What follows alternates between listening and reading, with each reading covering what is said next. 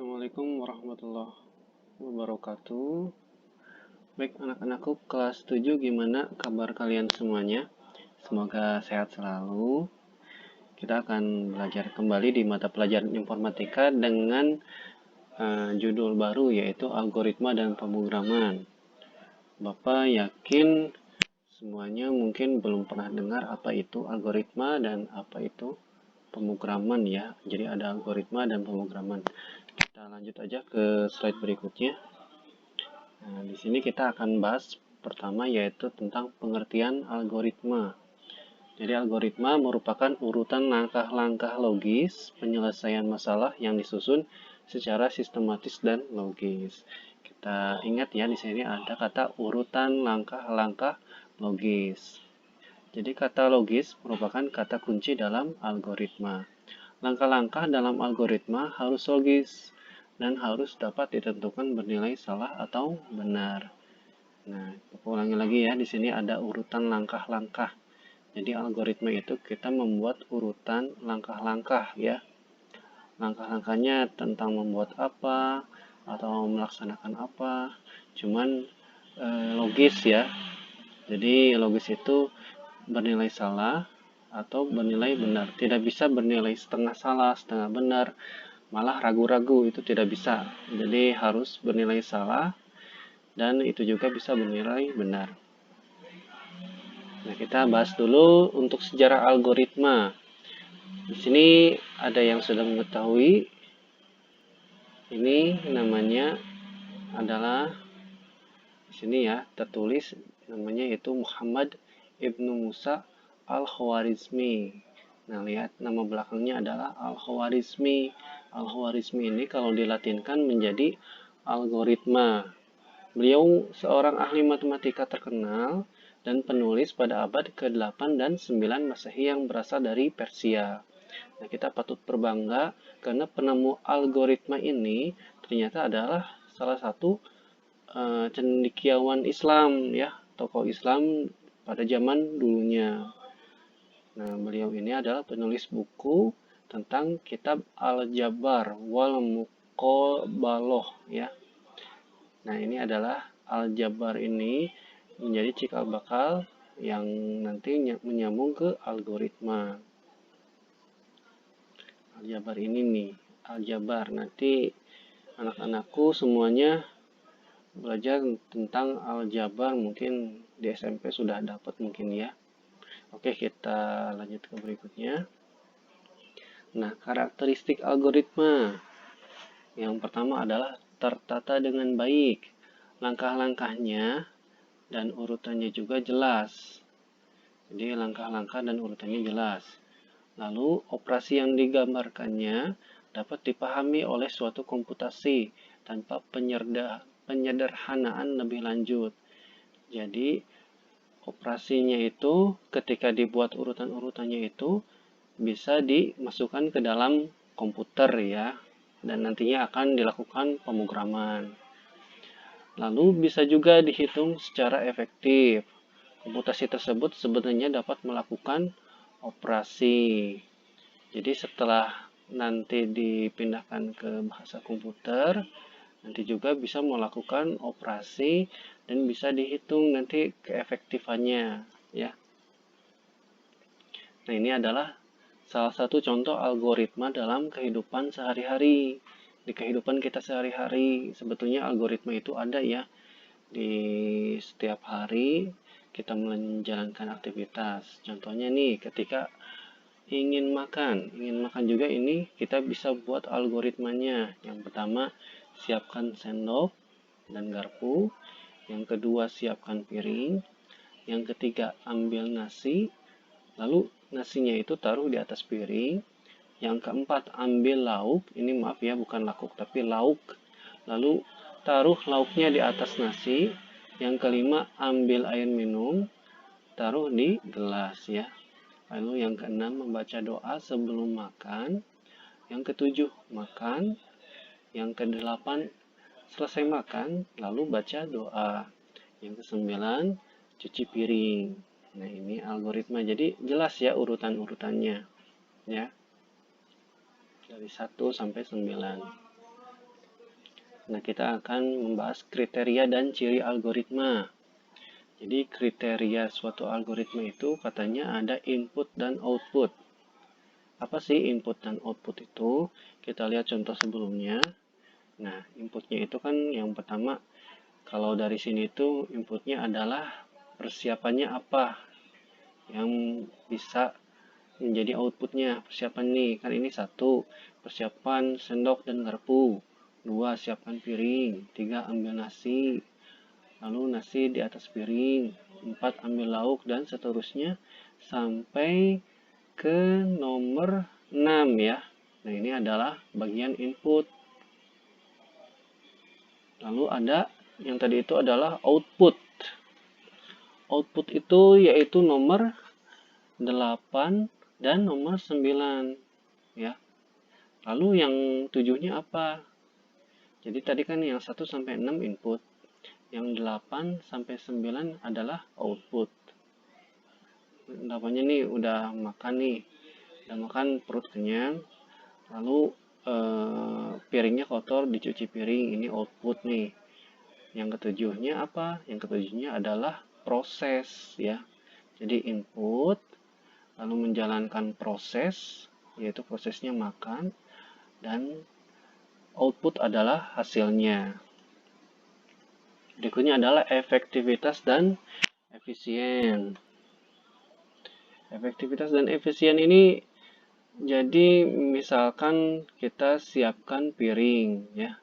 Poin 2 ini siapkan piring. Terus nomor 3-nya ambil nasi, taruh nasi di atas piring. Kan ini efektif ya.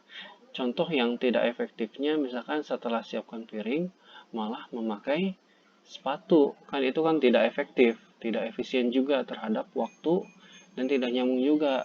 Menjadi proses untuk ingin makannya itu tidak menyambung ya. Lalu terstruktur. Terstruktur ini jelas. Jadi dari langkah 1 ke 2 sampai ke 9 itu ada maksudnya ya, ada strukturnya.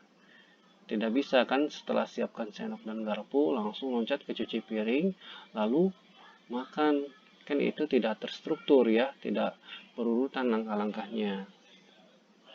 Nah, ciri penting algoritma. Jadi algoritma harus berhenti setelah menjalankan sejumlah langkah terbatas. Nah, algoritma itu 1 sampai 9.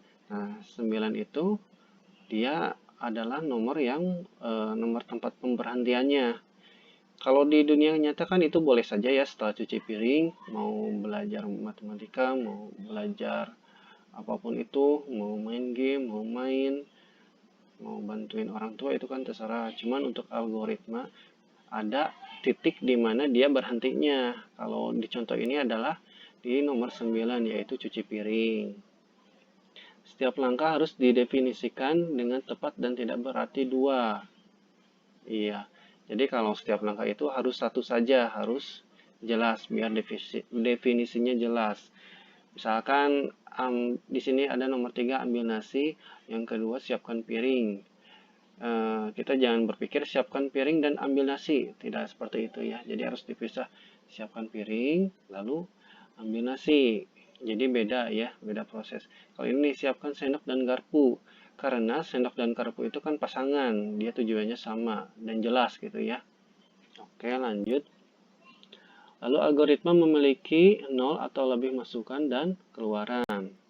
Nah, tadi kan masukan itu kan input, keluarannya adalah output.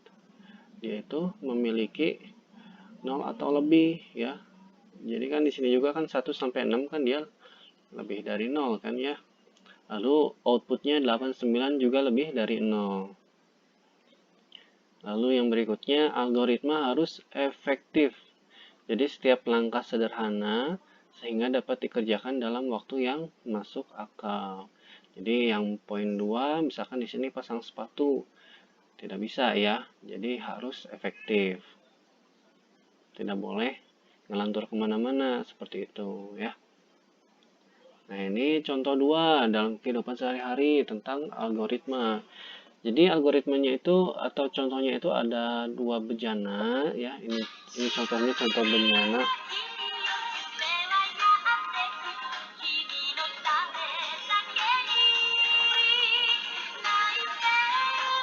Sebentar ya, Bapak tiba-tiba ada telepon.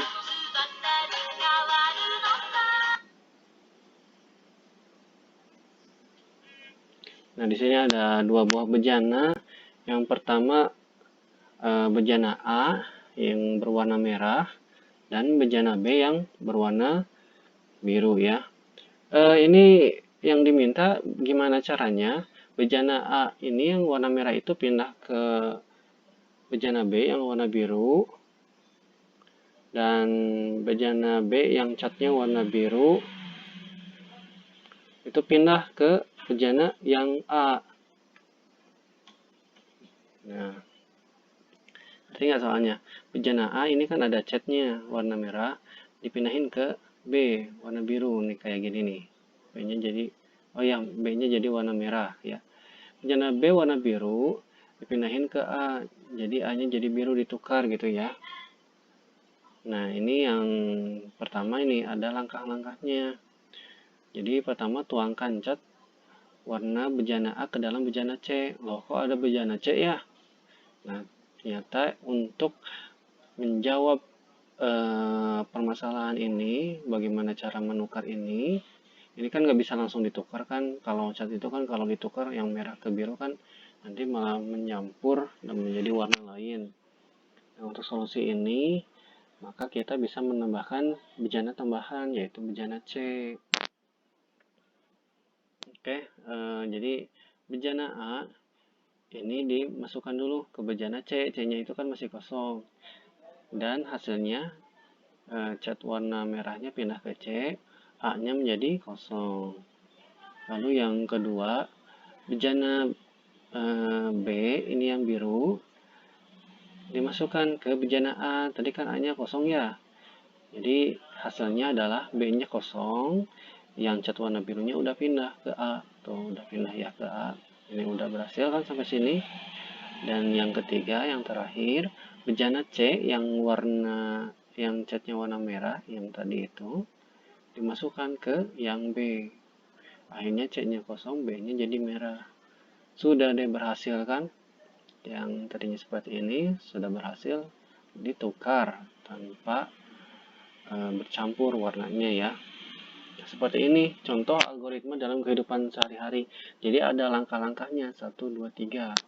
Dan langkah-langkah ini bisa dibuat komputasionalnya, dibuat programnya yang nanti setelah jadi program itu nanti ada tampilannya gitu di komputernya. Misalkan animasinya dari A ke C, nanti C gitu kan. Selain animasi juga ada hasilnya ya tidak berupa animasi saja. Kalau misalkan kalkulator 3 ditambah 3 misalkan, itu komputasinya jelas ada langkah-langkahnya ya, sampai menghasilkan nanti muncul angka 6. Ini adalah tugas untuk modul ini. Dikumpulkannya paling lambat tanggal 16 di kertas selembar aja, atau biar praktis anak-anak semuanya bisa foto saja hasil menjawab ini ya. Jadi kan dikerjain di kertas dulu jawaban-jawaban ini, lalu difoto dikirimkan ke WhatsApp Bapak. WhatsApp kan ada ya nomornya di modul sebelumnya, cuman di YouTube tidak Bapak share, takutnya disalahgunakan. Nah, untuk yang pertama Bapak bacakan ya. Yang satu adalah tuliskan pengertian algoritma. Tadi kan sudah dijelaskan ya di awal. Lalu yang kedua sebutkan karakteristik algoritma. Tadi sudah ada juga kan ya. Jadi tinggal dilihat lagi. Yang ketiga, buatlah algoritma membuat layang-layang, yaitu membuat langkah-langkah untuk membuat layang-layang. Jadi yang pertama sediakan apa, sampai yang terakhir menjadi layang-layang. Tidak usah sampai terbang juga ya, tapi kan ini membuat layang-layang, jadi sampai layang-layang. Yang keempat, pilih satu jenis makanan yang paling kamu suka. Misalkan makanannya adalah semur jengkol misalkan ya. Ya pasti ada ya yang suka semur jengkol. Atau makanannya yang lebih ke daerah kota, yaitu Pizza Hut. boleh. Terserah makanannya, satu jenis makanan aja yang disuka. Lalu dijelaskan langkah-langkahnya membuat makanan tersebut. Membuat makanan semur jengkol. Jelaskan, satu, sediakan apa, dua apa, sampai misalkan nomor sekian dimasaknya gimana, seperti itu kan, sampai akhirnya menjadi semur jengkol. Cukup jelas ya untuk tugasnya. Oke, sepertinya sudah selesai untuk video kali ini. Nanti kita akan belajar tentang algoritma dan pemrograman lagi yang bagian keduanya, yang bagaimana membuat diagram dan flowchart. Jadi kalau sekarang kan kita belajar apa itu algoritma dan membuat langkah-langkahnya. Nanti pertemuan berikutnya kita membuat diagramnya dari langkah-langkah itu. Kebayang ya? Oke, terima kasih untuk perhatian anak-anakku semua. Semoga video ini bermanfaat dan bisa dipahami 100%. Lebih kurangnya Bapak mohon maaf. Wassalamualaikum warahmatullahi wabarakatuh.